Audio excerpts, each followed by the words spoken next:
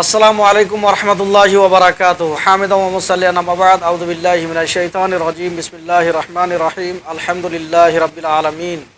تمام تعریفات اس اللہ رب العالمین کے لیے لائق و زیبا ہے جو دونوں جہاں کا رب ہے، مالک ہے۔ بہرحال آپ تمام ناظرین کا ہم بے حد ممنون و مشکور ہیں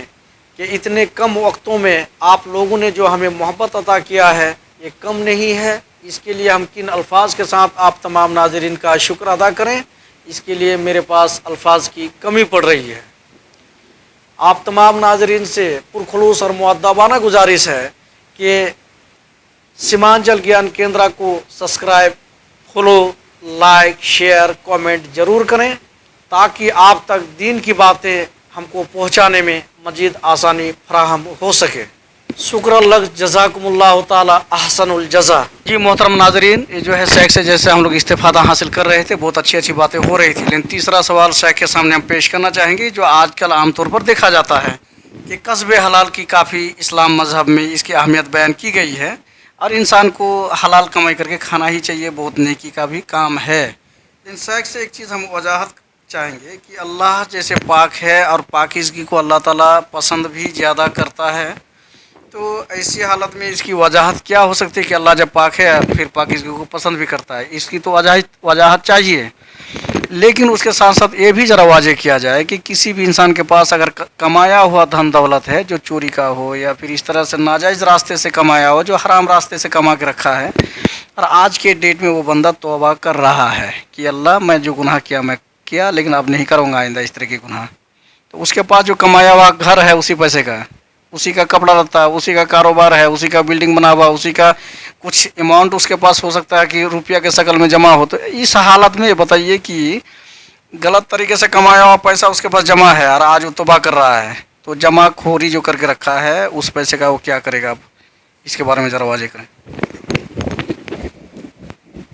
یہ بہت اہم سوال ہے، اور ہمارے محترم بھائی نے یہ پوچھا کہ اللہ رب العالمین پاک ہے، جیسا کہ صحیح مسلم کی روایت میں ہے ان اللہ طیب لا یقبل الا طیبا، کہ بے شک اللہ رب العالمین پاک ہے اور پاکیزہ چیزوں ہی کو قبول فرماتا ہے۔ یعنی اگر کوئی چوری ڈکیتی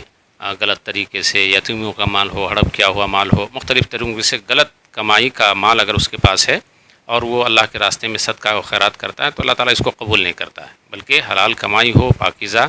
کمائی ہو تو اللہ تعالیٰ اس کو قبول فرماتا ہے۔ تو اللہ کے رسول صلی اللہ علیہ وسلم نے فرمایا کہ بے شک اللہ رب العالمین پاک ہے اور پاکیزہ چیزوں ہی کو قبول فرماتا ہے،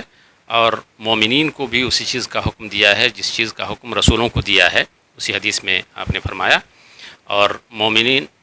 رسولوں کو حکم دیا تھا کہ یا ایھا الرسول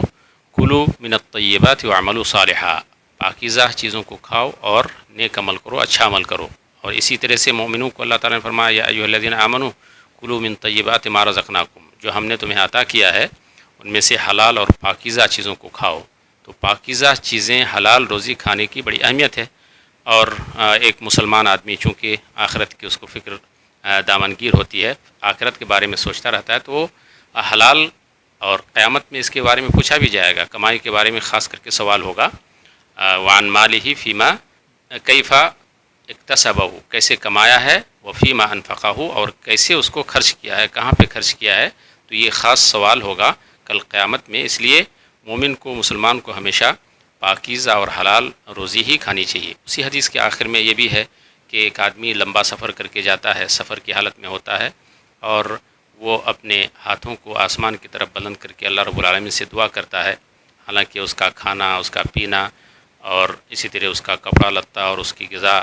حرام ہوتا ہے، تو اللہ رب العالمین اس کی دعا کو کیسے قبول فرمائے گا؟ تو اس حدیث سے یہ پتہ چلا کہ اللہ رب العالمین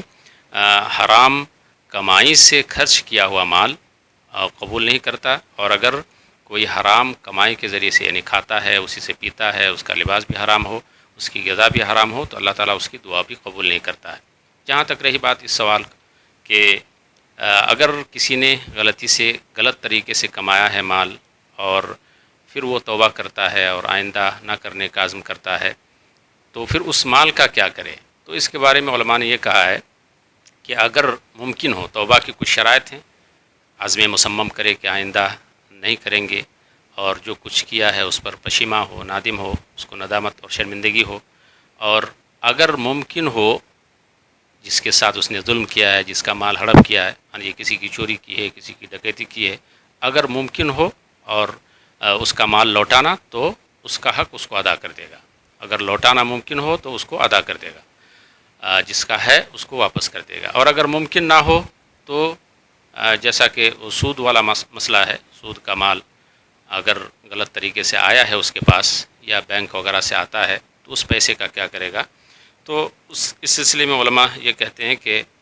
ایسی جگہوں میں خرچ کرے گا، اگر ممکن نہ ہو لوٹانا تب کہ ایسی جگہوں میں خرچ کرے گا، مان لیجیے جو عام لوگوں کے لیے استعمال کی چیز ہو، جیسے باتھ روم، ٹوائلٹ بنا دے، روڈ وغیرہ بنا دے، تو جو عام لوگوں کے لیے فائدہ ہو، لیکن وہ خرچ کرے گا اس نیت کے ساتھ کہ وہ صدقہ نہیں ہے، اجر و ثواب اس پر اس کو نہیں ملے گا، لیکن وہ خرچ کرے گا عام رفاہی کاموں میں۔ اللہ رب العالمین ہم سبوں کو ان باتوں کو سمجھنے اور ان پر عمل کرنے کی توفیق عطا فرمائے۔